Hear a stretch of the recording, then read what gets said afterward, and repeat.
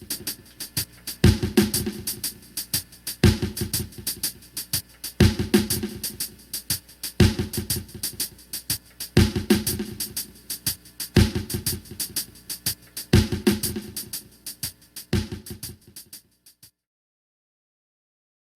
right, and here we are. Welcome, everybody. Welcome to Remotely Creative. How's everybody doing out there today? I see we definitely have some people watching on Facebook, so thanks for watching today. Make sure all my technical stuff is working. Everything seems to be going okay at the moment. Just get this up and running here so we can get the chat from people that are watching and we can have them participate in the discussion. All right, cool. There we go. Nice, perfect. Okay, great. Okay, yeah. We got Teddy, we got Laura, we got a bunch of people on there watching. Karsten, thanks for watching, everybody. Welcome to Remotely Creative. This program is like social distancing for artists and an ability for us to continue to get together and talk about art and music and inspiration in these challenging times where we can't get together in person. So that was kind of the idea behind the show here.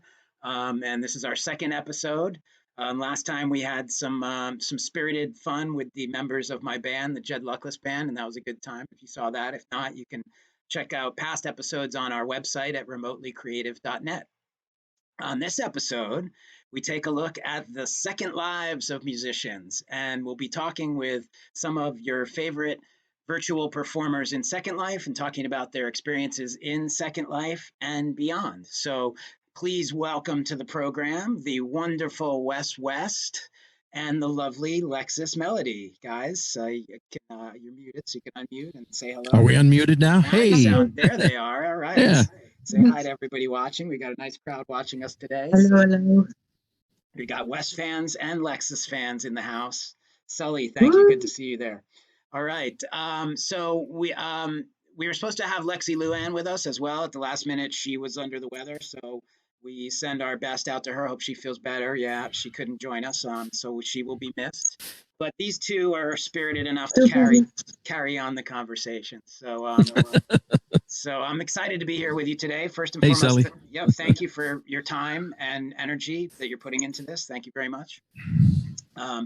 So before we get into talking directly to you about the piercing questions that I have for you both, let's bring our viewers up to speed on Second Life in case they don't know. I'm sure many of them are already Second Lifers watching, but in case they don't know, Second Life, for those of you not familiar with it, is a virtual world where the users can build things, sell things, visit a multitude of different environments and different settings. Second Life was kind of similar to what Wes is doing there, although that's not a Second Life background. That is a Zoom background, I believe.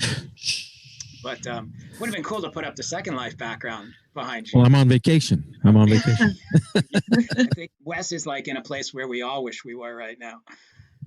So Second Life was launched in 2003, believe it or not, quite a long time ago. And today it's hard to tell exactly what their numbers are, but they definitely have like over 500,000 active users at least on the platform. So it's quite there's quite a lot of people using it. Some people call it a game, and some people definitely play games there. But for many, like myself, it's really more kind of an extension of life. And for artists, it's really a way to create art, create music, create experiences. Everybody in Second Life has an avatar, has a virtual avatar, so you can kind of be anything you want at all. Some people have very lavish homes in Second Life and live in big homes, and others are just kind of gypsy wanderers around. I joined Second Life in 2009. Because I had heard that people were playing live music in Second Life, and I wanted to do a Grateful Dead experience that recreated the feeling of being at a Grateful Dead show, and so that was kind of why I got onto Second Life, and I stumbled onto a sim called Dark Star, and it was kind of like the perfect place for my show. It was a total Grateful Dead sim. And that became my home for a long time, where I played a lot of Grateful Dead shows and a lot of Grateful Dead music for a few years. And then I started playing my original music shortly thereafter. And now I've played, I think, close to 600 shows in Second Life since that time. So The Second Life music scene is thriving. It's alive and well after all these years, and there are hundreds of musicians playing music and singing and performing in Second Life and doing their thing every night at clubs and venues all over the grid. And so we're lucky to have a couple of them here with us today to tell us what that's like. And so let's get into it and hear right from them, shall we? I'm going to start off with the very basics. I'll start off with the most basic question, which is, how did you first get into playing music? How did you become a musician? What age were you when you started playing music, and what drove you to play music? Wes? I was 14. My parents kicked me out of the house that summer, sent me to my big brother's house in Oklahoma, and for the summer. And while I was there, I met this cute little blonde Oklahoman girl, and we got to be friends. We did a lot of things together, swimming and parties and things. And I had this idea. I said, it'd be cool to write a song for her, because I really liked her. And my brother played guitar. He had a guitar. And I said, hey, will you teach me how to play guitar? And he looked at me and he goes, okay. So he taught me 3 chords, G, C, and D, and then the song called Hang Down Your Head, Tom Dooley. And he showed that to me. He says, there, learn those, and you can learn the guitar. So I learned that song, and then I learned some more songs, Down on the Boondocks, all these old tunes, because he's old, old school. So I learned all them songs. I never got to play a song for her because summer was over by the time. But from then on, I love this. It was an outlet for me, because I wasn't much of a sports guy. So I just, and the funny thing is, I wanted to play all these cool songs that were on the radio. This is back in the late 60s. But I don't have the voice. I'm a bass singer. And so I got frustrated. So I started kind of playing around with writing my own music kind of stuff, making up my own tunes. So that's how I kind of got started. Cool story. I mean, so like many male musicians, you got into it for the women. Uh-huh. Sorry.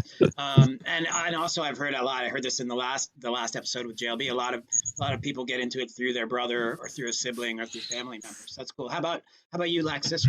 When did you pick up music? How did you get involved in music? Well, I've always been musical. My dad was a musician, sung and played guitar, but I started playing trumpet was my first venture into music.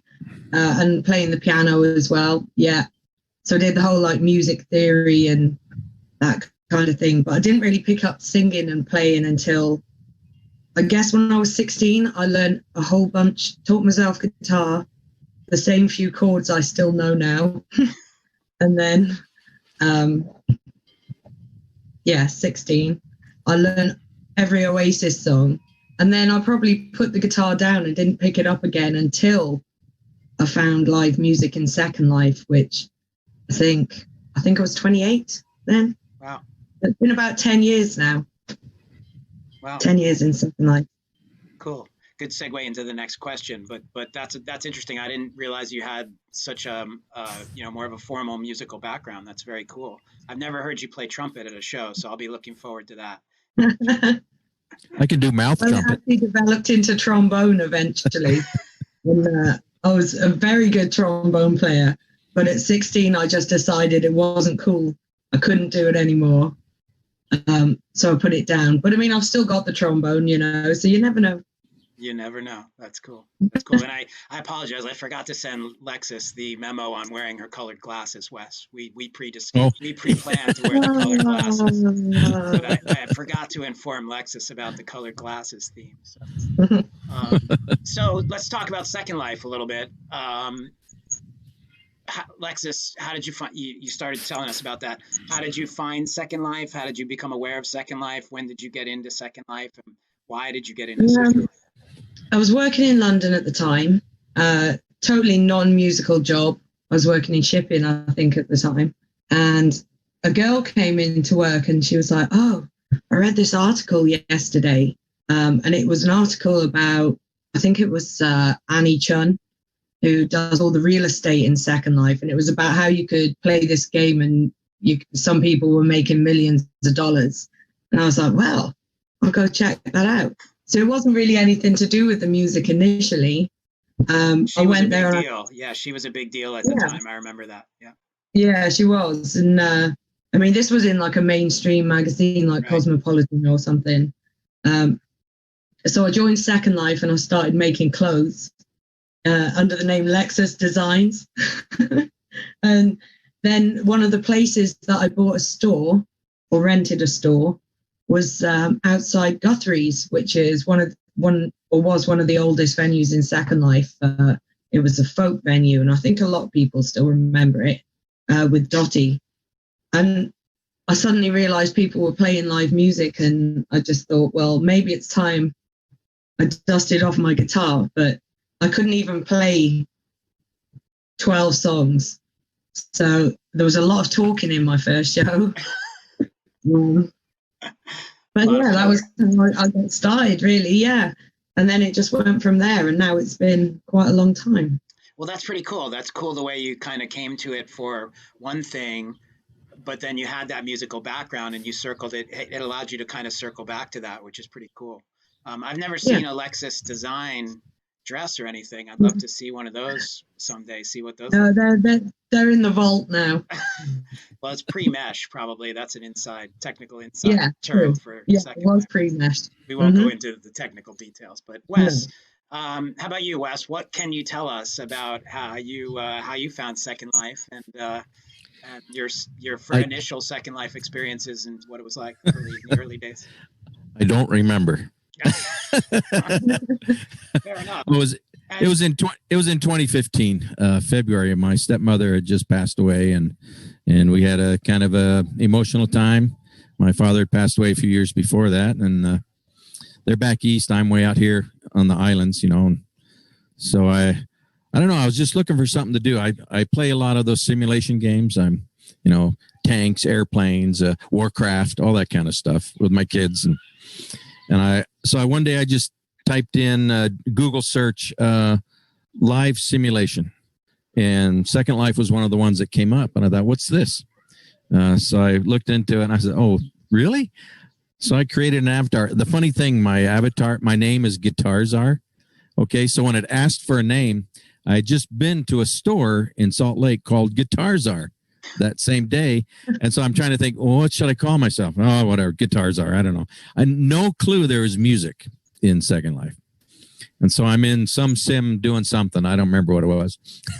And this lady came up to me and she IM'd me and she goes, so, hey, do you play the guitar?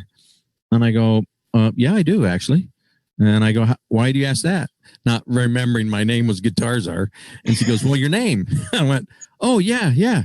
Well, and so she said, have you seen the live music scene in here? I go, what? Really? So she took me, the first venue I went to see Jimmy T. You guys know Jimmy? No. Jimmy T, 49, I think. Jimmy T, 40. Oh yeah. Incredible guitarist. 49 Dukes. Yeah. Yes. Yeah. Jimmy Dukes. Yeah. Incredible guitarist. Oh my gosh. I was blown away. I'm saying, this is live here in Second Life? And she goes, yeah. And she goes, here, come, let's go see another one. And Vinny, Vinny? Yeah, of course. He was singing. And I'm going, yeah, I'm going, you're kidding. This is Second Life stuff. And they go, yeah. And she says, so you need to learn how to do this. You need to do something in here. And I go, well, I put it off for a few months, but I ran into Vinny again and asked him how to stream, and he explained how it worked. And I downloaded all the stuff, and I was at an open. My friend, I don't see her anymore. People come and go, and that's the sad part about Second Life. Totally. And you have no idea why they're gone. Well, she said, well, I'm going to take you to an open mic and you're going to get up there and do an open mic. And I went, okay. Really nervous. I was more nervous playing in Second Life than I am out in real life, because I'd had a group for 10 years up until this time. And so I got up on stage, and Leia from Cafe Musique, yes. She happened to be there, and she IM'd me and says, hey, I want you to come sing at our place. And I went, okay. And that's how it started. So. That's cool.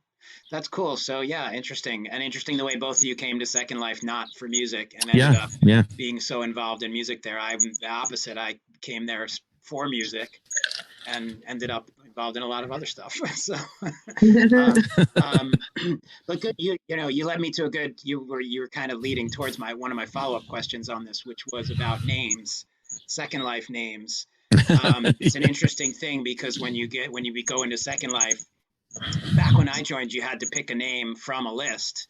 Your last name had to be picked from a list, and you could enter your first name. I think it's changed since then, but that's so. I was looking to do a Grateful Dead show, so I saw Luckless, and that sounded kind of Grateful Dead-y to me.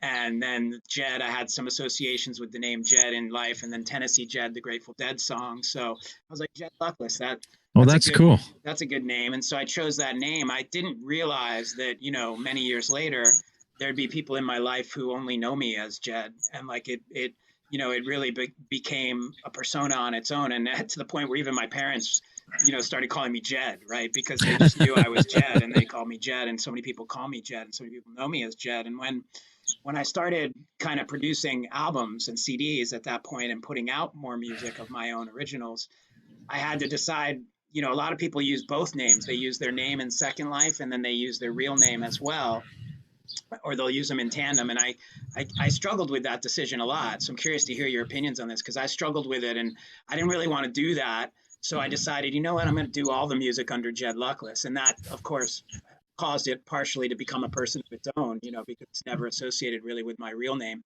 The downside of that, again, is that people only know me as Jed, and Jed became this whole really alter ego, more than just a Second Life avatar. It became a whole real life alter ego for me.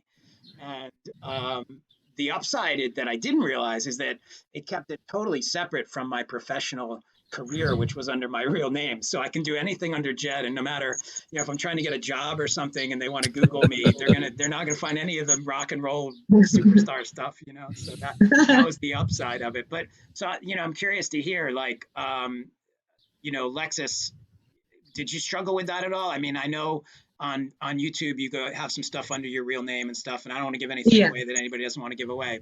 But how did you come to Lexus Melodie as a name, and did you have that kind of struggle with the name?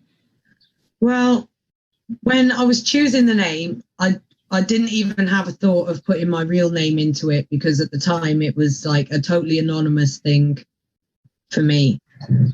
So I'd always liked girls that are named after cars. Like, I saw a movie in the 80s called License to Drive, and there was a girl called Mercedes in it that drove a Mercedes Sport, which was like the car of the time.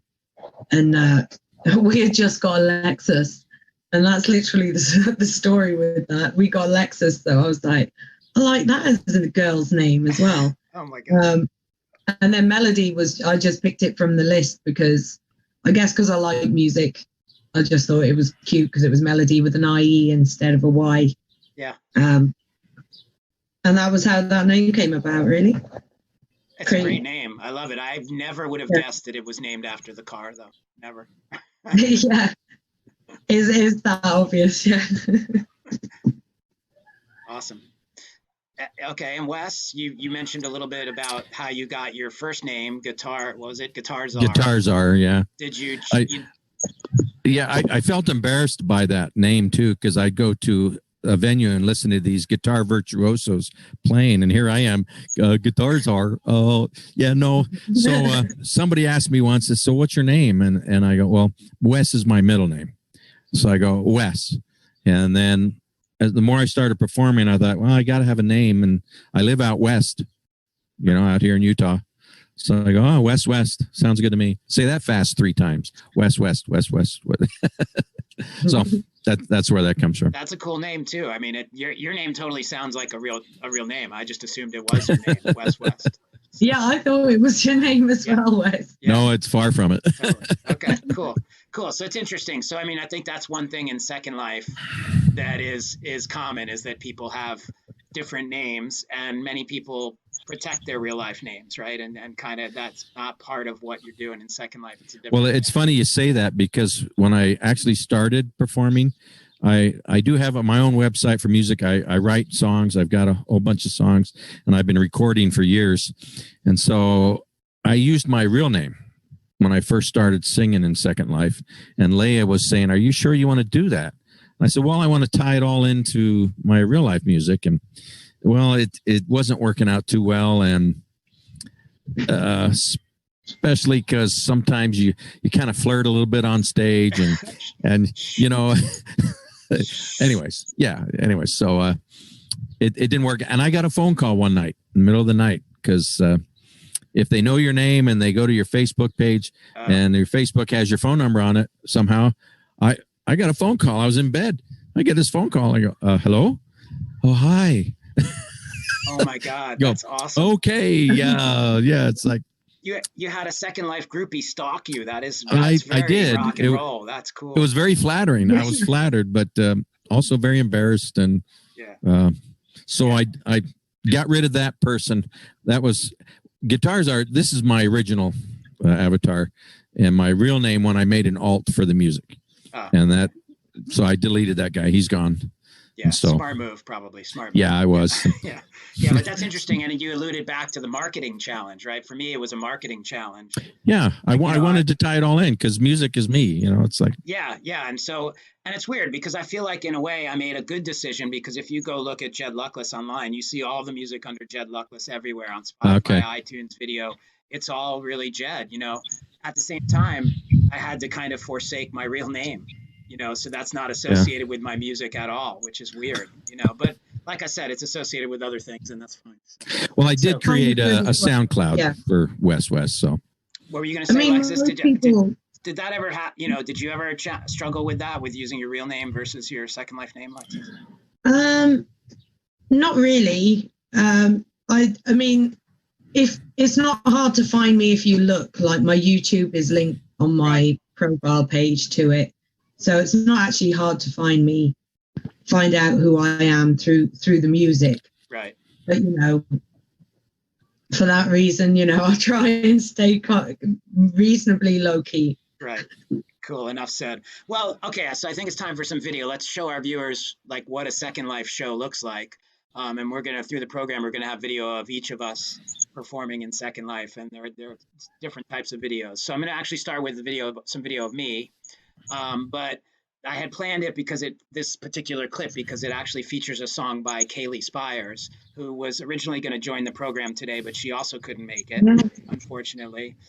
So I was going to surprise her with a video of her song that I love to play. It's a song called The Song with Words and Stuff.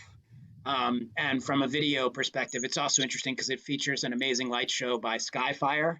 Tom and Lexi from Skyfire, who did the particle light show for it. That's something we do at a lot of my shows, is include particle light shows by them, and also by Moondance Parks, who's an amazing light artist. Oh yeah, she's great. I've seen her stuff. Yeah, and Tom and Lexi are also great from Skyfire. So this is a show I did with them, and a song by Kaylee that I love to play. So I hope. So then let me give the secrets. Okay. That's the signal for them to go on mute, so I can roll the video. So I hope everybody enjoys it.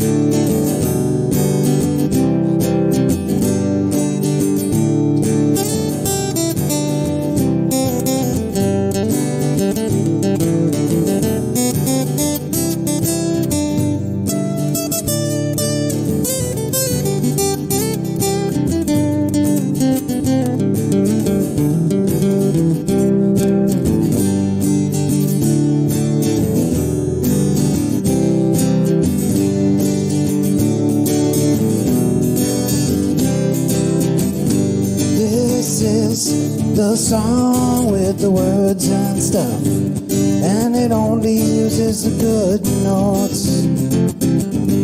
This is the song with the words and stuff, and it only uses the good notes. It has a catchy tune that will get stuck in your head.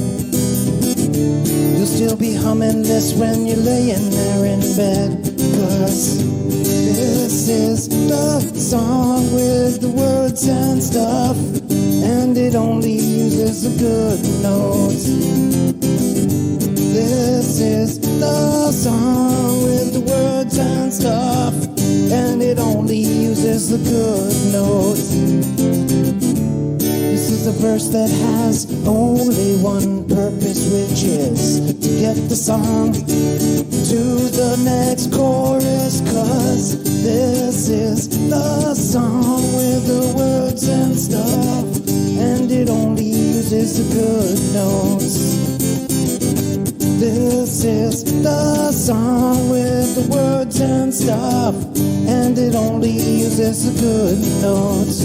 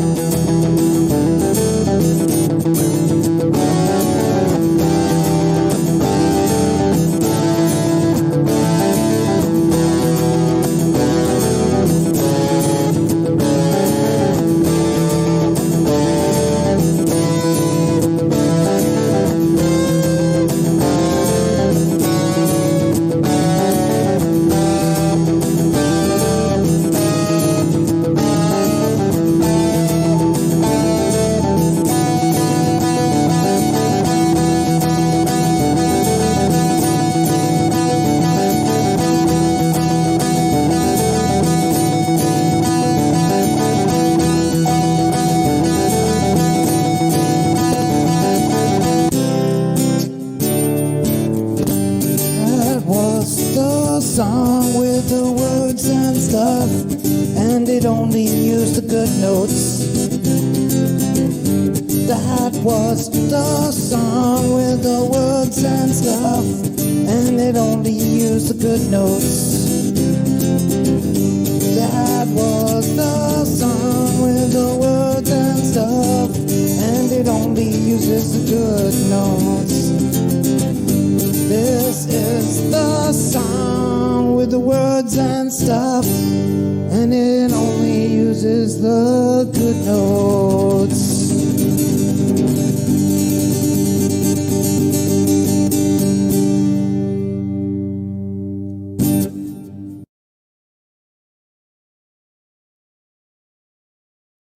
All right, and we are back from the video. Secret. You guys can unmute now. Okay.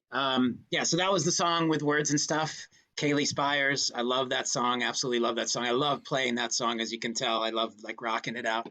Really fun. Yeah, I love that one too. This is just such a fun. She's such a. I'm sorry she couldn't join. She's such a fun person. Video.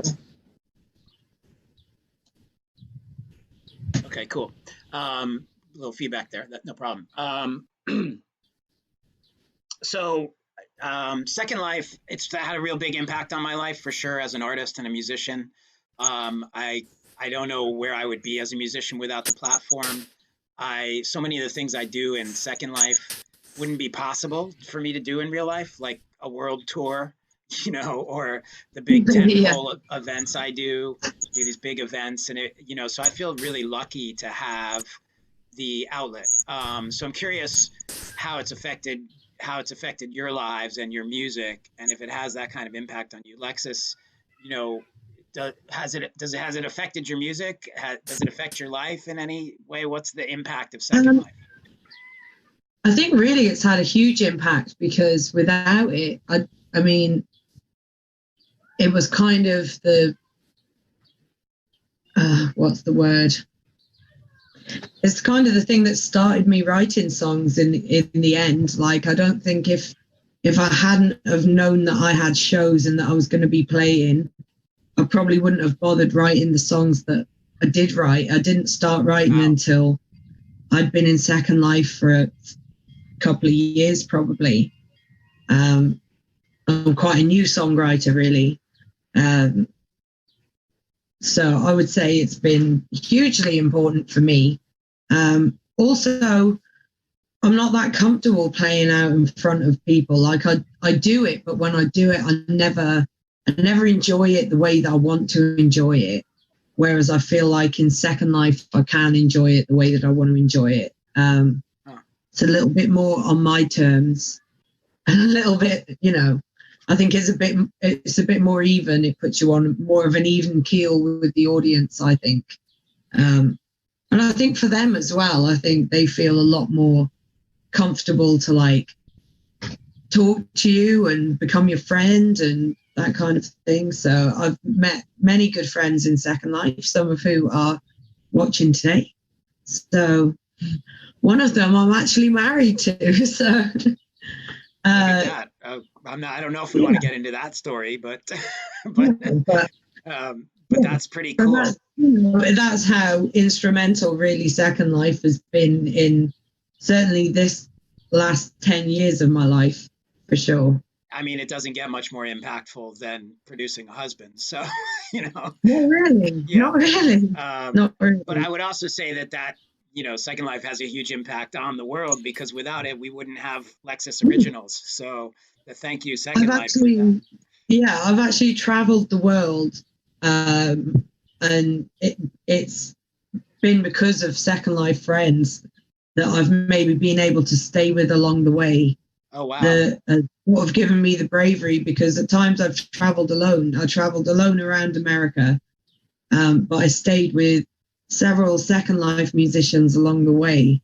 So it was nice to have those checking points, because I wasn't sure how safe I'd be, or, if anything went wrong, I was worried, I was alone, but I really wanted to do it, and it helped me get my independence back. And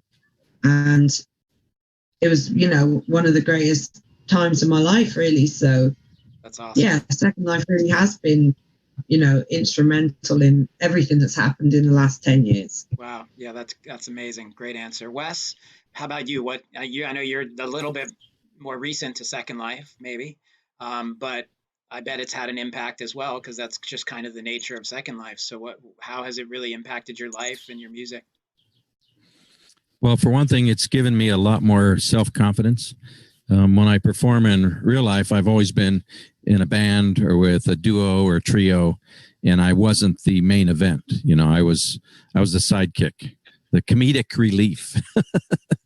So being here in Second Life, it's like it's my show, and I get to come up with the songs, the set list, and I've got to do my best to entertain the people out there. And it's kind of like being a disc jockey in a way. When you're on stage, you don't want any dead space, And so, I don't know, I come up with these little quick remarks, and I've got a list of jokes on the side. I tell stories. Sometimes I tell too much about me, and I didn't realize I did. But I've written like 4 songs since I've been in Second Life, all from experiences there. Oh, cool. Yeah, I'm an emotional type. Yeah, we're talk about songwriting in a little bit for sure, because I'm curious to hear about that from both of you. But that's an interesting answer. I'm not surprised you have a joke list, because you're a jokester for sure, and you have really good stage banter when you're on stage. So thanks. But I get that. I get that notion of the control you get in Second Life, and it's your spotlight, and that's what's nice. And it's hard to get that type of spotlight in real life. Well, plus I look a lot better in Second Life. Yeah, I think I don't know. You don't have palm trees and a beach behind you all the time. No, true, but I don't have this old skin. actually a lot of the time you do.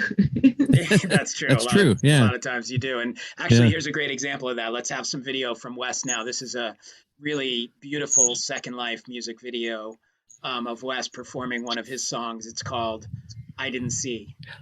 So enjoy it.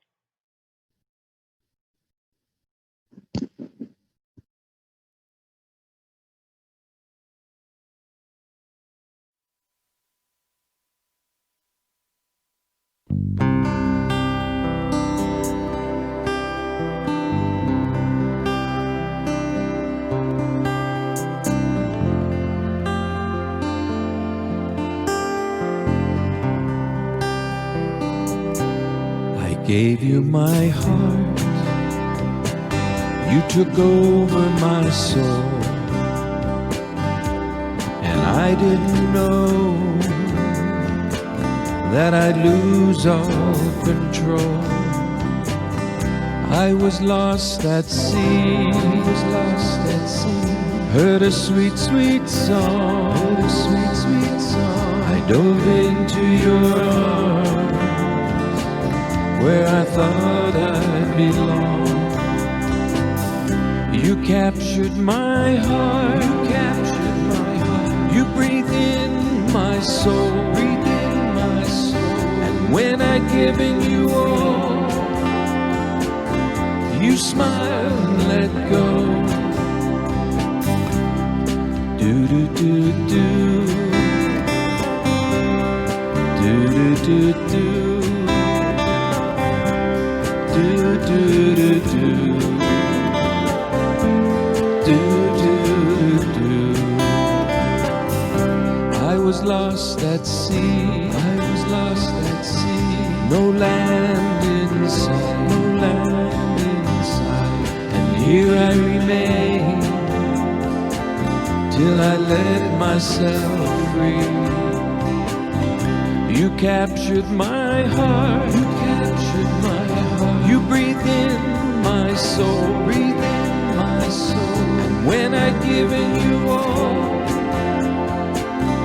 you smiled and let go. I tried to resist the fruit from your tree, but all I could see was all you offered me. So I gave you my heart, and you took my soul, and I didn't see what you do to me. Do do do do, do do do do, do do do do, do do do. So I gave you my heart, and you took my soul, and I didn't see what you do to me. I didn't see what you do to me. I didn't see what you do to me.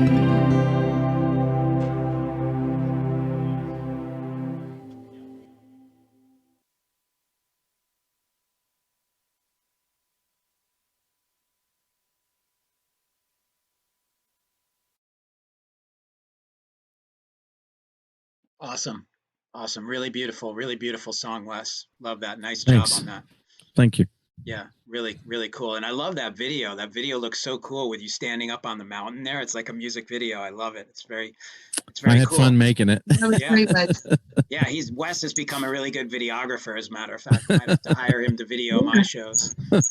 But you know, I love that gives people watching who might not be as, I think most people watching are pretty familiar with Second Life probably, but if you're not, that gives you an idea of the type of creativity and like, you know, settings that you can be in. And that's the thing about Second Life. You can play in places that it would be impossible to play in real life. I mean, it would be very hard to be able to play on a mountain like that with a helicopter flying around you, videoing you, Yeah. you know, in real life. And the Or replica of the Hotel Chelsea.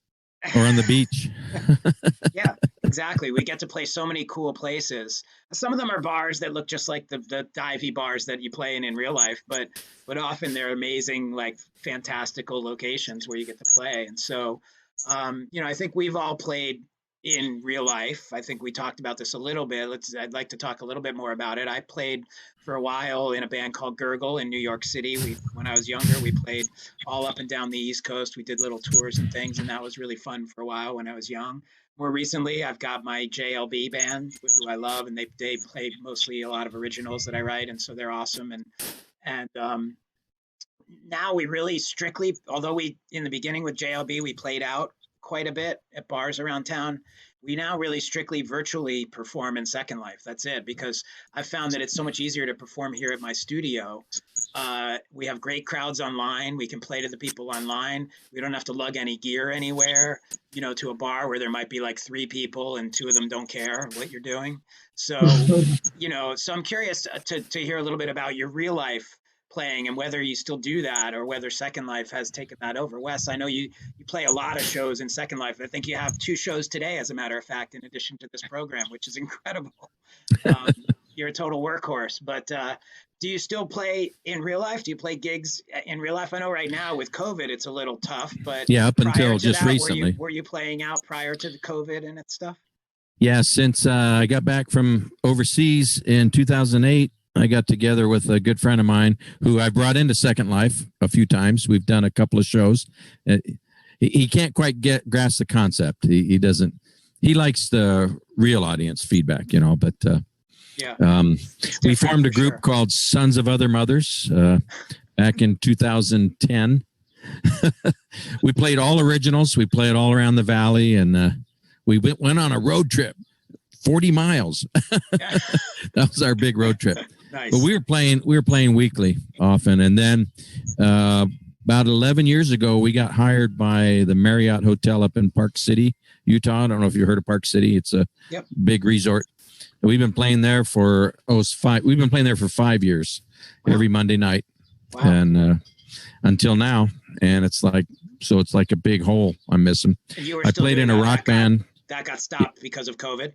Yeah, So they put us on hold, so hopefully it'll get picked up again. But management changes so often that you know, they may forget about us. Yeah, and I think, you know, behaviors change as well, right? People They going do. back out, so demand is going to be different. Who the heck knows what we're going to come out of this with musically and Yeah, we were playing a lot of oldies tunes, and it fit the clientele that were there, because they're there on vacation and they're all my age or older, and so we fit perfectly. You know, they loved everything we did, and then I played in a rock band called Molly Drive up until again January or December 31st was the last time we played together, New Year's Eve party, and with everything going on, we've all kind of fallen apart and gone our own ways, and so and then just recently I've hooked up with this new trio. We came up with the name Backyard Dreamers because we've been playing in the backyard, but we really like what we're doing. There's 3 of us.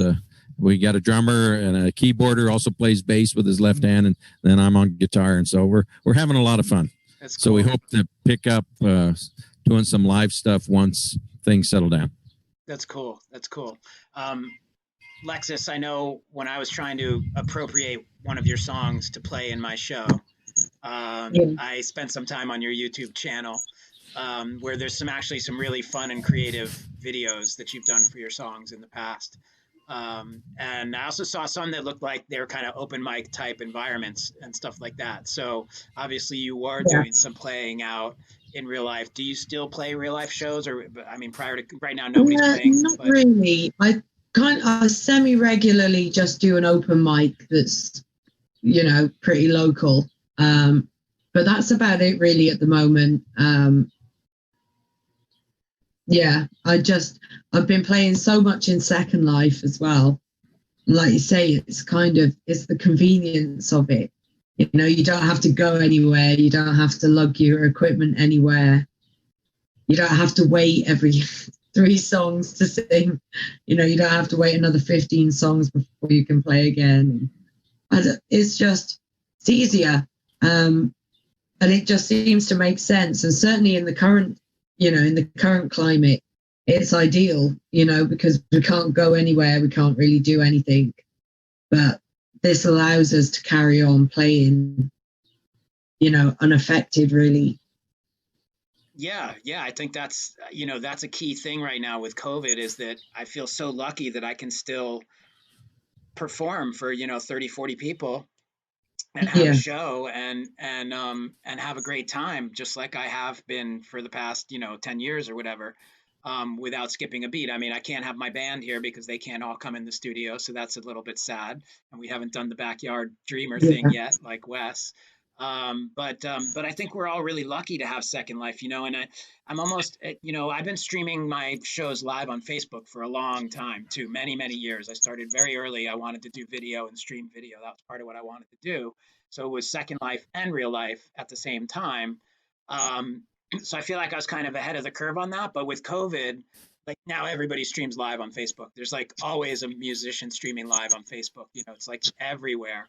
And I think, what happens is people end up getting tired of that, or they, there's just too many choices to tune into. So with Second Life, I'm always a little protective, like, don't let too many musicians know, because, we got this amazing thing here that we can do. And if it gets flooded with all the musicians, it's going to change it. You know what I mean?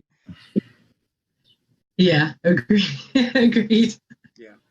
Yeah, I certainly don't. I mean, my friends know that I do it, my family know that I do it, but I don't really shout it from the rooftops that I do it. Although, again, I suppose it's easy enough to find if you look the same way as my real life is from my Second Life. So, yeah, it doesn't really bother me.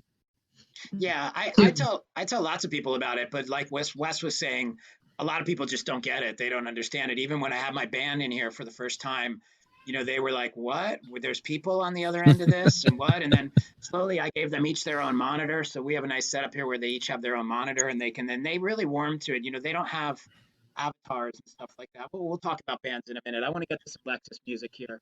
So I want to roll a Lexus video. I have a Lexus video that's actually from a cool event that we both recently played at called Glastonbury, which is like a virtual version of the Glastonbury Festival. And there was a ton of Second Life talent involved. It was a really cool event. And so this is a nice video from that event with Lexus performing her original song called Not Too Soon. So I hope you all enjoy it. Oops, that's the wrong one. This one. So let's do a Lexus song. This one's called Not Too Soon.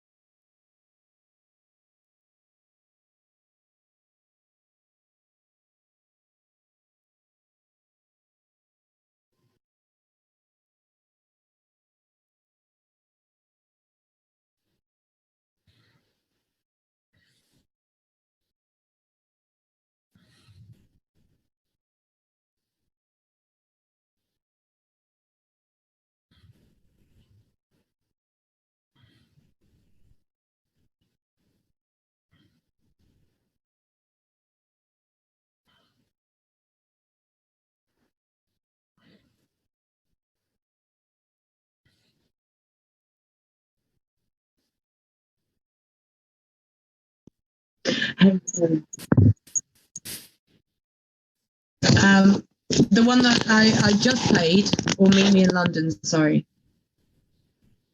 Sorry, I just had a little bit of a technical issue. Hey, Jed, they say they can't hear you. They say there's no sound. I just played. Yeah, shit. That was my fault. I'm sorry. There's a million buttons to push. So let me do that. Let me do that question again. Thanks, Wes. Thanks. I appreciate that.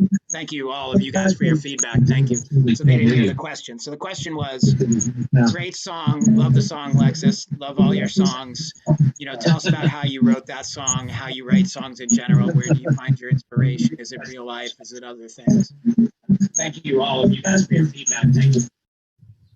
Okay. I mean, my songwriting process really is that generally I only write songs when I'm sad, for a start. I just don't seem to be emotionally available when I'm happy to write a lot of songs. Well, not sad, but the songs are about the sad times that I go through rather than being actually in the sad time when I write them, I guess. And sad songs are the best, you know. I prefer sad songs to listen to as well. So I guess that's kind of telling. But my process really is that I normally come up with the music first, and then I add the lyrics. But I'll already have like a hook in line in my mind. That I'm going to work with. So, and then I kind of build it around that, whether it's in the chorus or whether it's like, you know, in the first few lines of the song. I just kind of build it up around that until it's big enough. I always struggle with with like a third verse. I always struggle. So quite a lot of my songs are short, especially if I'm nervous. I play them particularly quickly. So, yeah, the third verse is always a tricky one for me. No, they're perfect length. Don't worry about it. They're the perfect length. So that's interesting. So you do have something in mind. Like, for example, I'm imagining like "Meet Me in London" was the hook that you had for that song, and then you built the story around it. Exactly. I mean, "Meet Me in London" was one of the only songs that I've ever written on request. There's a couple I wrote for a book a few years ago that someone wrote. And I went down to London and played them live, but it's still, you know, playing live in real life has never been a hugely pleasurable experience for me. It's just, I just get far too nervous. But yeah, "Meet Me in London," someone had requested that I write it about meeting them in London. And so that was where the "Meet Me in London" part came from. But at first I refused to do it, but then they explained like how they'd had this dream and they thought it was going to sound kind of like this, and it'd be winter, and I was like, okay, you've given me something to work with, and then one day, and it just came out one day when I was going through a writing spurt. And initially it was kind of an ignored song, probably for the first few years. I mean, I'd play it now and again, but it never had a particularly good reception. But this particular last few years I've been in Second Life, it's kind of really grown legs, and I'm really lucky. You know, a few people have told me it's their favorite song, and I really appreciate that, always. Like me, it's my favorite song. It's actually the one I ended up appropriating to play in my show. Yes. So I played it. I love hearing that version. It was so fun to play it. I played it at that event, actually, at Glastonbury. It was when I played it for the first time, and I will play it again. I love it. It's a great song. The thing I love about it is that it's personal and emotional, but it's very visual. It really paints a picture, you know, and like it's like a movie in the song. Basically, you can see that movie when you're listening to the lyrics of the song. So it's very cool. So thank you for that song. Thank you. Wes, you know, I admit I'm not as familiar yet with your entire catalog of originals, but I love what I've heard, and it has such an emotional nature. The things that I have heard, they're very emotional in nature, and very personal. So I'm curious to hear about your writing process. Is it always really kind of personally focused, or do you write about other things that aren't, related to you or whatever? And what's your process? How do you usually go about writing a song? Is it music, lyrics, music? Well, it's kind of like what Lexus does. Sometimes it's mostly a feeling, an experience that's happened to me, something I'm going through. And sometimes I'll just sit with the guitar and just be playing chords and stuff. And I'll run across a set of chords that I like. It's like, oh, I like that. Kind of like that song you just played. And the words came to me when I was mowing the lawn. Funny. It's kind of like, I gave you my heart and you took over my soul. And gee, I didn't know that I'd lose all control. I'm going, hey, that kind of fit. And this is while you're on the mower, or yeah, I'm mowing the lawn, and then it's like I didn't see what you do to me, and so I had to stop mowing the lawn and go inside and start writing this down, because if I don't write the words down, they're gone. I don't remember them, and the music to that song was just 2 chords. That's it, just C and F, the entire song, and of course I would do the chorus a little bit, sing it differently. So, but yeah, almost always there's some emotional tunes. I got to mention that it was kind of funny. In Second Life, I ran across, well, it was actually not in Second Life. It was on YouTube. I ran across this singer, and I really loved their music. And so I made a comment to them, and they commented back, and we started communicating back and forth through YouTube. And then she wanted to hear some of my tunes. And well, before you knew it, I told her I was playing in Second Life, and she goes, "What's that?" So she actually came into Second Life for a couple of years, and I covered 2 of her songs, and she was totally flattered. Incredible singer and songwriter, but she's moved on. So, but some people don't want to stay in there. I was like, you guys are kind of strange. It's like, yeah. It's definitely, yeah. I mean, it's definitely you're a certain type of person that gravitates towards Second Life. For sure, it's not for everybody to be there. It's true. Which, thank God for that it's not for everybody. It's only for freaks like us. That's right. But that's cool that you covered somebody else's stuff. I love to cover other musicians' songs, that especially in Second Life. I'm always looking to play other Second Life musicians' songs, because there's so many talented people that I love their songs. So I play a song, I play a Kaylee song. I'm coming for you, Wes. I'm going to find a Wes song to play. Well, I'm on SoundCloud. I put a few of my covers or originals on there. Okay, good. I'm going to go check those out. I love covering Second Life musician songs. Have you guys, either of you, Lexus, have you covered another Second Life musician ever? No? Yes, I covered Terry Lynn Melodie. Okay, who's one of my favorite. Yeah, Terry's great. Yeah, I do. Here Comes Trouble of hers, which is on her album, which is available to buy. Who else do I do? Gordon Vincent, Someday Soon, and also Covenant Wilder, Walk On By Me Blues. So cool. I love that. I think because we have like our own little music scene going on, right? And it's like, I was just watching The Last Waltz the other day, as a matter of fact, with the band. I don't know if you're familiar with it. And they have Dylan and Clapton and Ringo Starr and Muddy Waters, and they're all on it. All these people playing their songs and playing each other's songs. And I feel like we have our own little collective and our own little world there. So I love when people collaborate. And let's talk a little bit about collaboration, as a matter of fact. First, I wanted to talk about dual streaming. Do either of you ever dual stream? I tried it once with Ed. I don't know if you know Ed. Yeah, as a matter of fact, let's explain what dual streaming is for those of who watching who may not know what it is. Dual streaming in Second Life is a way for 2 musicians who are in different places to play together by one streaming to the other, and then the second person layers their stream on top of that. And some people will do a third or a fourth stream and layer them all, so that the first person can't hear the second person, but the second person can hear the first person and lay it down. Yeah, Max is really good at that. Max Clean. So yeah, and Ed's a pro at it. Ed does so much dual streaming. I do very little dual streaming. I think probably because I do a lot of improvisation. And so that makes it harder to do dual streaming when you're really doing a lot of. I was a little frustrated with it, because I I like to hear what's going on, and you don't because I was the originator, so I would play the songs, and then Ed would accompany me, and the audience would hear the final product, but I had no clue. It. Yeah, and one of the few times I did it was with Ed and that group of folks. I forget who else is in that group, but Ed and Mr. There's Multi, Hojo, Mr. Multi.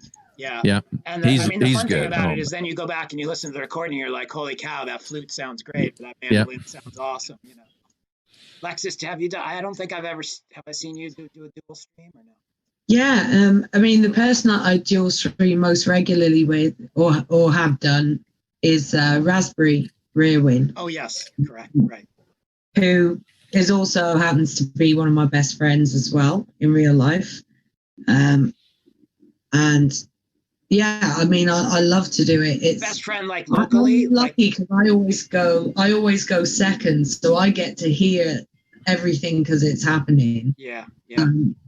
There's occasionally I go first, but generally I'm second, so I'm lucky I get to hear it. And it's like doing it in real life. It's really pleasurable experience, I think, when you just kind of meld really well with another, that's not a word, but meld really well with another musician. I think it's really rewarding. What's wrong with meld? It's like Vulcan mind meld. I think that's the word. Meld. Okay, we'll go with meld. Yeah.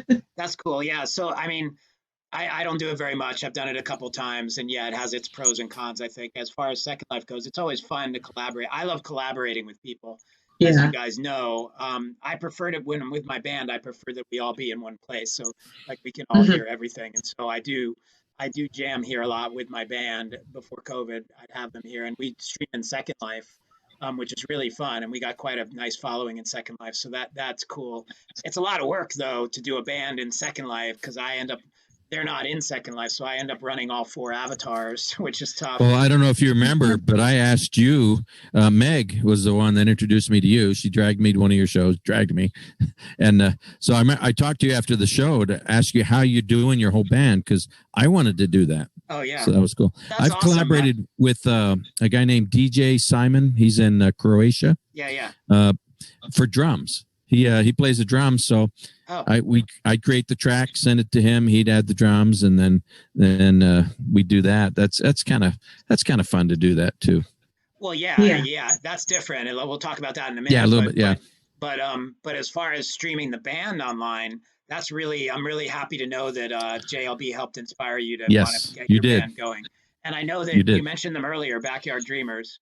I really, really like your band. Your band is awesome. Oh, thanks. Yeah, I love the vibe. I love the set list that you play.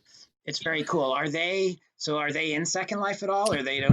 No. Okay. I do have a couple avatars for them, but you do. It's I don't know if I can run it very well. All 3 of us, and then streaming, and I don't know. My computer's smoking sometimes, you know. Yeah, it's very hard. Not to mention I forgot to unmute the mic on this earlier, right? I mean, so you have so many things. And when I'm doing it, I have live video, I have the stream, I have the avatars. Yeah. It's a lot to do. But it's fun, and when it works, it's great. And when you have a crowd in Second Life watching a full band, trio or quartet, it's a lot of fun, and it ratchets the energy up. It's something a little bit different, and it's something people enjoy listening. There aren't those are the comments I've seen when we did that a couple weeks ago. The comments were saying, "Hey, it's awesome to hear a live band. Not just one person or karaoke or something." There's a ton of singer songwriters obviously doing their thing in Second Life. There aren't as many full bands streaming live in that way. There's a few. There's like The Follow is a great band that's been there for a long time. I don't know. There's a few others. Lexus, I think everything I've seen of yours has been mostly solo. Like something I would love to see would be the Lexus Melodie Band. Is that something that would happen, or? I would love to do the Lexus Melodie Band. So, if anyone is listening, please apply. I would love that. Yeah. It'd be great. I mean, I often what I do when I'm at shows, like I've used to do this when I was at Lexi's show. I do it when I'm at your shows. Is I'll often just grab my gear and be playing along, And so a lot of times I'll sit. I'm a drummer wannabe too, so I'll sit at the drum kit and I'll play drums along to your show, And And that's when I think, wow, she needs a band backing her up, you know. Speaking of Yeah, I'd love bands, speaking of bands, let's talk about the Helping Band, because you both were members of the Helping Band, Yeah, which was a collaboration project similar to what Wes was talking about with doing remote tracks, where we all worked on a song together. And really, the genesis of the idea was that COVID hit, and I wanted to do something to help. And being a musician, the only thing I could think of was "We Are the World," right? And doing a song like "We Are the World," or "Do They Know It's Christmas," which was one of my favorite things, you know, in the '80s. Was Band Aid doing "Do They Know It's Christmas," and the way that they had that song with like all the people singing, like you'd have Bono do a line, and then Sting would do a line, and then you know yeah, so and so, and they each would come in with their line, and I just loved that idea. So I got it in my head, like, could we do that on Second Life? Could I get like a bunch of Second Life talent, all the superstars of Second Life, to do a song together for COVID relief? And that was the idea. And you know, honestly, when I came up with the idea, I was like, this is never going to work. It's never gonna like I'm never going to be able to do this. You know, either because I won't get the people, or I technically won't be able to do it. But that was the idea. And what was really amazing to me was the minute I started asking people if they were interested, so many people were like, yes, we'd love to do that. And I didn't know, I barely knew Wes at that point, I think. And Lexus, I didn't know you at all at that point, really, I don't think. Very little, if no, I any. don't think so. Yeah, I think that was like our I think, introduction was really through your yeah, collaboration on that song. And, you know, we've become very good friends since then. So, you know, and we did the whole thing remotely, which was really cool. Everybody was willing to just follow along with my crazy idea. So I did the bass track, the basic track. I sent it out to everybody via Gmail, and everybody did their parts, their vocal parts, and sent it back. And, you know, every time a track came back from somebody and I listened to it, I cried. I swear to God, I cried because it was so emotionally moving that everybody was willing to give their time and their talent and their energy to this track. So every time I would put on a new track from a person that sent it via email, I would just start weeping because I couldn't believe how awesome it was that everybody was actually doing this. And it was just, it turned out so much better than I ever could have imagined. It was so fun. So you were both a part of that. So thank you, first and foremost, for being part of that amazing project. Well, thanks for asking. Absolutely. Yeah. I asked, you know, everybody that ended up on it, which was over a dozen Second Life musicians, were the perfect people to be on it. It just worked out exactly the way it was supposed to. And Wes, I think you were actually one of the very first people to jump on board when I asked. I reached out to you, and like instantly Wes was like, yeah, I'm in. You know, which is what I love about you, is your enthusiasm for this show too. When I said, you want to be on a video program? Yeah, I'll do it. Sure. You know, he's so enthusiastic. So tell the people, like, what was your experience of that when I asked you to do that, and then your experience of working on that song? Well, first of all, it was an incredible song. I was very impressed. You wrote that? Thank you. Man. Yeah, I wrote the song. I was a little frustrated because I'm a bass, and I had a hard time trying to sing to it because I just didn't have the range. So I did what I could, and I figured, yeah, it wasn't much, but just to be even a little part of it was satisfying to me, you know. So yeah, cool. It was cool. Yeah, well, thank you for your contribution, and it's funny because again, I didn't think through anything like that, like who has the range, is it in the right key? Things that's like all right. That's, you know, they didn't cross my mind, but everybody had a part to play for sure, and it's interesting because the first mix I did, I overlapped everybody a lot, and that was an interesting challenge. But then I said, you know what, that's not the way to do this. Everybody should have a line similar to like, do they know it's Christmas? So literally everybody that sent in a track, I made sure that everybody had a piece that was theirs only, you know.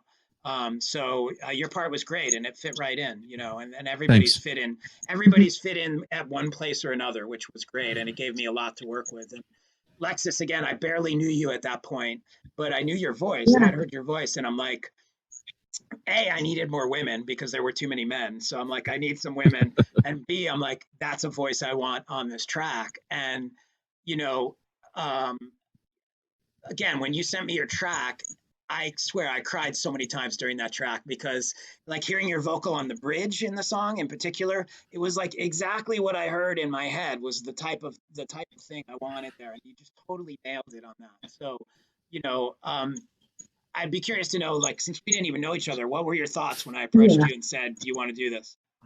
Well, to be honest, I can be kind of a procrastinator when it comes to these things. Like, I always want to say yes to things, but then the reality of finding the time between shows and work and everything, sometimes I don't fulfill all of the things that I want to.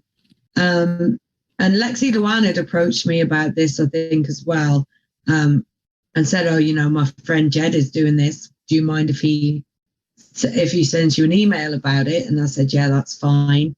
And yeah, it was just a pleasure to be a part of it, really. When I heard the song, I really wanted to do it. So I just thought, do it now before you forget and it goes on the back burner. And so I'm really pleased that I did, and today I'm even more pleased that I did, to hear how pleased you were, that we did take part. So it was a pleasure. Yeah, thank you. It's probably one of the creative projects in my life that I'm most proud of producing, because again, it just surpassed what it turned out to be, surpassed all my expectations of what it could be, and the amount of talent involved in it was amazing. And I want to give a shout out to Lexi too, because not only did she sing on it, but she also helped produce it with me. And so she kept giving me the enthusiasm, pushing me along. "Yes, Jed, it's great. Go do it. We can get these people. I'll help you. I'll help find Lexus. I'll help get this person. I'll listen to your mix." She was amazing through the whole process as well. So yeah, she was. Yeah, couldn't have done it without her. So it was really cool. So let's actually share that with the audience now. I'd like to share that with the audience if they haven't heard it. So let's play that now. We'll do a little video, and then we'll come back and we'll wrap things up here with these amazing Second Life musicians. So here's the song. It's called "Helping Hand." We're all in this together by the Helping Band, and I hope you enjoy.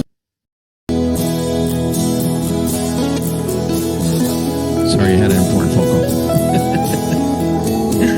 These times of trouble, we gotta do all we can.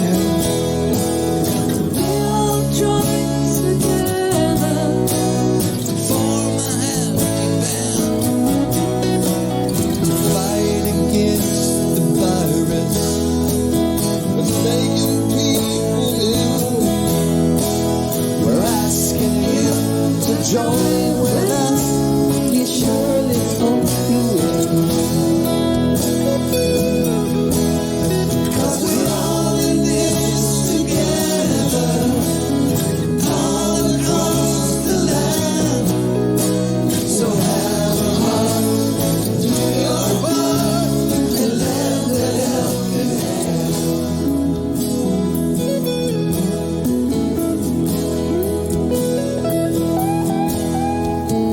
Everything goes crazy. The world is upside down. We have to find a way to make a smile from a frown. So listen to the experts. Go and tell a friend. 'Cause we all need to do our part to bring this to an end. 'Cause we're all in this together, all across the land. So have a heart, do your part, and lend a helping hand.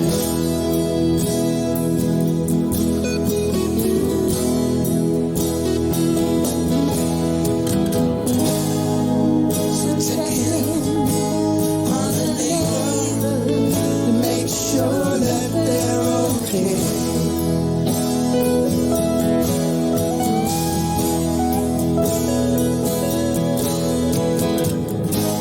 Then do yourself a favor and wash those germs away.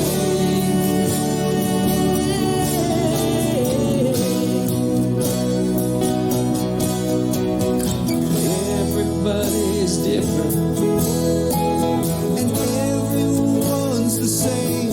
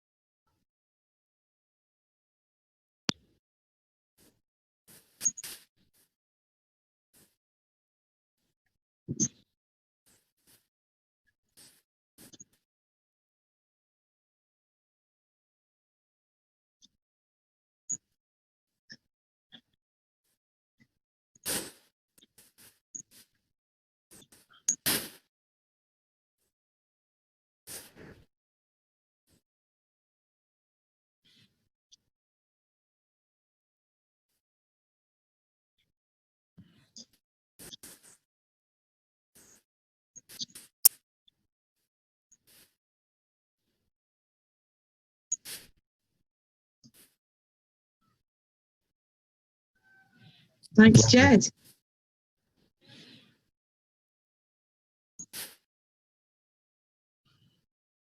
It has. It's been fun.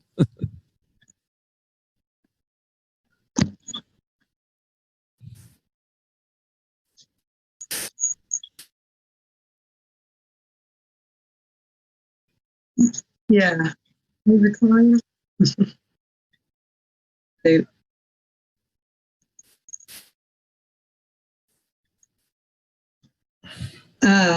Well, I did play piano technically, but if I could play anything well, it would be piano. I would love to be able to play piano well. That would be a dream of mine. I'm actually working on it at the moment. You can't really see it, but I've got the keys out. All right. So All right. I've been working on them while I've had some time off. So, yeah, I've played cello in my Can't time. hear you, Jed.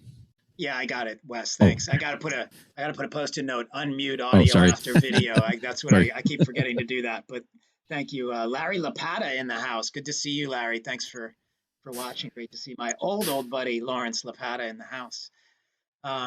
Sorry, Lexus, to cut you off like that. So the question for the audience that didn't hear it was, what other instruments do you play, and what instrument would you want to play if you couldn't? And Lexus was saying piano, which I definitely echo. I wish I could play piano better as well. Yeah, I wish I could play piano well. I remember my cello teacher giving me an ultimatum when I was about 11 years old and saying, if you're a jack of all trades, Lexus, you'll be a master of none. Well, he didn't say Lexus, but yeah. And it was good, it was true. But I like playing a bit of this and a bit of that, and I like playing what makes me happy rather than, I never liked the rigidity of playing in orchestras and playing like formal instruments where it had to be certain rehearsals all, every week of your entire life. That got old for me. I'm a bit more of a free spirit and maybe a little bit more lazy. And so it just works for me. I love playing music the way that I do in Second Life. Well, I would say go for it on the piano and don't be afraid to bring it out at one of your shows. Because one thing I've found is that, the fans are in Second Life are very encouraging and forgiving, and like just this past weekend at my Jed Zeppelin show, I played All My Love on the piano, and it was really hard to do. And there were certainly a few flubs, but everybody was like, way to go, Jed. You sat at the piano and played, and it was fun. So yeah. Wes, how about you? Do you play anything other than guitar? And then if you could play something else, what would you play? Well, I took piano lessons when I was a kid, but we didn't have a piano. So we had that cardboard cutout with the white and the black keys on it. And so, I did take a few piano lessons a long time ago, and we just never got to it because we didn't have the piano on. But the last, I'd say maybe since I started doing my own recording, I learned how to do all that studio stuff, and with the computers they've got now, it's amazing. I learned how to play piano using guitar chords. Okay. So I've transposed guitar chords onto the piano, and so I can get through, if it's a recording. I haven't really tried anything live to play, because then I have to think. But for a recording, you can always stop and redo it, Right. go back and forth. I can play what my bass player says, dumb bass. I can root bass, bomb, bomb, bomb, bomb, bomb. So I have a bass. I can do that. So piano, guitar, bass. If I'd really to learn an instrument, I'd really wish I could play the piano very well, because there's nothing prettier than a good piano accompaniment. That's why with my Backyard Dreamers, that's who was on the phone, by the way, was my keyboard player. Oh yeah, because you have a show coming up, right? Yeah, he'll be here shortly, but he's a graduate. He got his degree in jazz composition in piano, and he's just incredible. He can play anything, and it adds so much to our sound. It's just incredible. Yeah, he's very good. He's very good. Oh my gosh, yeah. Sometimes What's he gets his name? Give him a shout out. What's his name is John. John. Okay, John. And he's single. Ready to mingle. Single and ready. I think he's like early 20s. Just graduated 2 years ago from the University of Utah. Smart. Get the young band behind you. That's smart. And we are very, very grateful that he's considers playing with us. That's cool. Well, it sounds like we all wish we could play better piano. So that's something we share in common. I think if I play drums decently. I think I'm okay on the drums. That's about it. And guitar. At this past weekend, I played a ukulele live for the first time. That was fun. Nice. Yeah. But I don't really know how to play it. I just played one song. I did learn a mandolin part when I was playing with another band. They did one of those. What's that song? Losing My Religion, REM. Oh yeah. They needed the mandolin part in that, and the other guys played everything else. So they looked at me and I go, "Okay, give me the mandolin." Do do do do do do. It cool. Actually wasn't that hard, and it really adds a lot to the song. That's something I wish I could play better. I do have a mandolin. I'm going to try to do that. That seems like that's very doable as a guitarist to be able to do. It is. It didn't take me long to learn that part. It's like, wow. I think the instrument I most would like to be able to play that I can't play would be the flute. I always wanted to be able to play the flute. And I recently picked up a flute just not too long ago that I got given to me by somebody. And I was like, this is impossible. This is going to take me so long to learn how to play this. I mean, I couldn't even make the sound, And it was just very hard. And I immediately put it down and put it away and said, that's probably never going to happen. I did play the clarinet too. I learned that years ago, and I played in a college band, but haven't touched it since.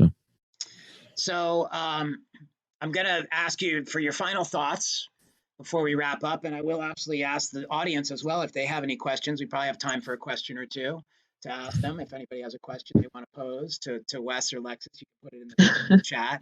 And while we're waiting for those questions, which I'm sure will be interesting, any final thoughts that you want to share with the audience on life right now during this weird, challenging time? Advice on how to stay positive, anything like that, Wes? Well, just keep happy thoughts, help others as best you can, and keep smiling. I know we've all gone through so many things, and some have gone through harder things. I retired after a 23 year of being in law enforcement. I'll go and tell you that right now. Oh wow! I'm a retired cop, so I might lose some fans. I don't know. Nah, I doubt it. That's all right. That is one stressful occupation, but I made it through, and I think music is what's kept me positive, and my grandkids. Hi, grandkids. If I don't think they're watching, because this is Wes. They don't know Wes. But always, I don't know. Keep a song in your heart. You got to have something going. And yes, I do write all sad love songs, Lexus. I do. But yeah. Just how I like. You can always listen to happier tunes too. So. Well, I think, Lexus said that earlier. I think there's something about sad songs that just inherently makes them more powerful than happy songs. How many? Oh, it does. How many happy songs are there other than like "Don't Worry, Be Happy"? Yeah, that's a good one. Resonate. That's probably the best one. The rest are all sad, emotional, romantic. She dumped me, I dumped her, whatever, Yeah. So Lexus, you get the final word here on your thoughts on life in general. Give us lay some philosophy on the folks here. We all die anyway, so what does it matter? Just get as far as you can. as fast as you can. I like And that. that's the best you can do. So make the I most never of it. completed Sonic level 3, but I don't regret it. Don't regret a moment. Make the most of it, right? That's Yeah, that's a good message. exactly. One We're all thing I'd going like to the to same say. place in Oh, the end, so Go ahead, Wes. What were you going to say? I just want to say thank you to all you people in SL who support us, come to our shows. Because when I started out, there'd be like 20 people there. And after my third song, there's 2. It's like, oh, that hurts. But then again, you never know. And my bass player taught that to me years ago because we were doing a show. And there were like 20 people there. After our 4th song, nobody was left except the sound guy. And I lost it. And he says, don't do that. It's going to happen. It doesn't matter how good you are. It'll happen. Says, just consider it a practice session, a rehearsal. I went, okay. So I made it through. I wanted to just pack up and walk off the stage. But thank you guys, Second Life people. We just love having you out there. We love your comments. And especially if you try to distract us and make us laugh. I like that. So Yeah, I totally agree. Thanks to the fans in Second Life and the venues and the venue owners, right, who provide so much places for us to play and so much support. And there's so many great venues and there's so many great people in Second Life. So thank you to all of you, because we wouldn't be able to play music there without that. I tried to get a venue owner to join us today, actually, and join us, but so maybe next time. But there was a couple questions. If you guys have a couple minutes to answer questions Sure. from the crowd, yeah. Yeah. All right. So first question is, share your favorite Second Life experience off the top of your head. What's your favorite Second Life experience? Ready, Lexus? is this go. mature related? Or It doesn't matter, but Lexus, go. Favorite Second Life experience. First one that comes to mind. Oh, wow. Well, I like anything where people tie together the audio and the visual. So that's why I love your shows, Jed. And there was also like an old experience. I can't just remember what it was called, but it tied up all the animations with the sound and the lights. And just creativity in Second Life is my favorite thing about it, for sure. I don't think I can name one moment. It's very hard to come up with one moment, but Wes, what comes to mind when you think of like very cool SL experience that you might have? I have the first thing that came into my mind. I don't know if I'm pronouncing it right, but is it Galadhorn? Have you been to that park? No.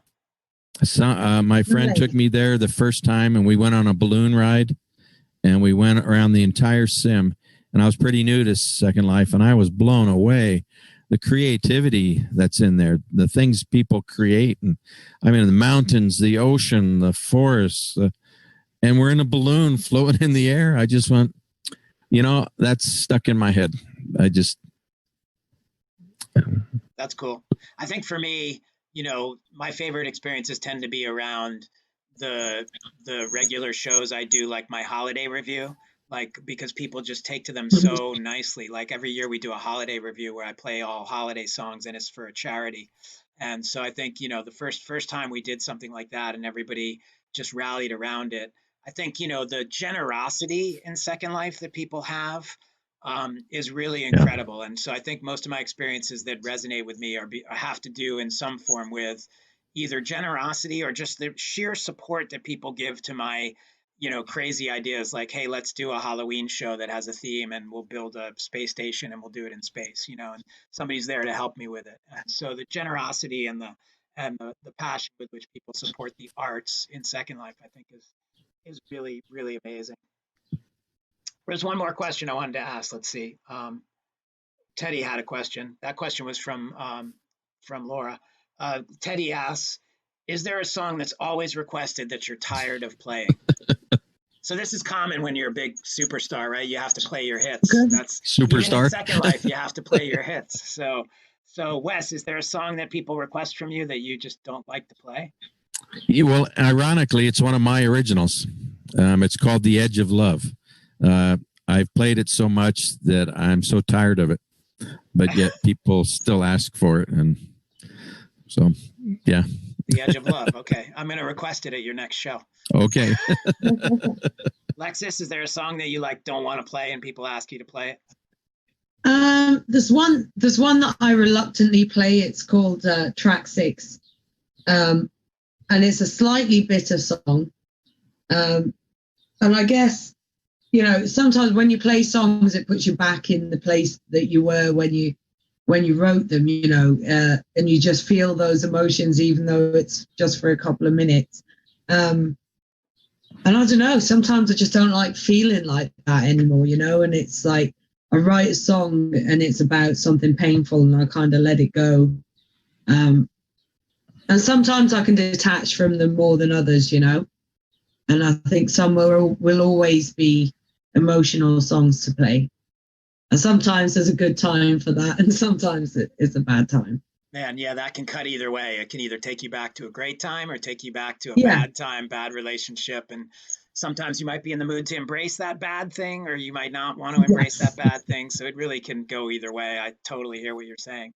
I think for my answer to that, I would say, you know, I've been known for playing a lot of Grateful Dead, and then what happened is everybody started playing Grateful Dead, and then I got sick of playing Grateful Dead. So when people ask me to play Grateful Dead now, I don't play that much anymore. So if somebody says, you know, play Sugar Magnolia or something, I'm like, oh, yeah, I don't really want to play that.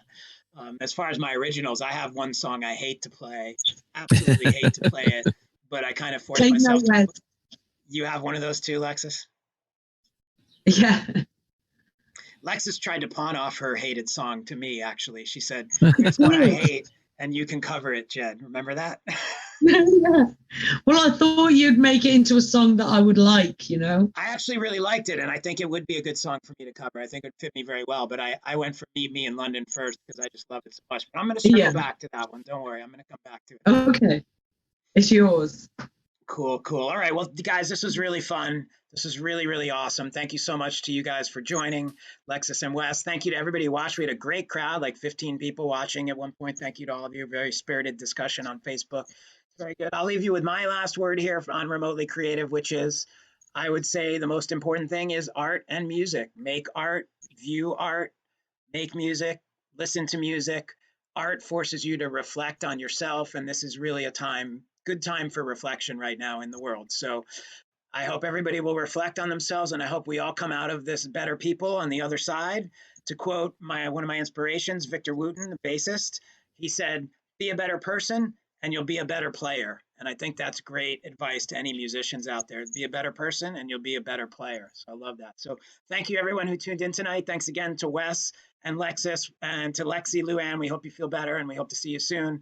Stay tuned for information on episode 3 of Remotely Creative. And for the program, I'm Jed Luckless. Stay home safe, keep the faith, and we'll see you next time. Bye now. Next is Melodie, overnight Billy Billy B. Beely, beely, bee.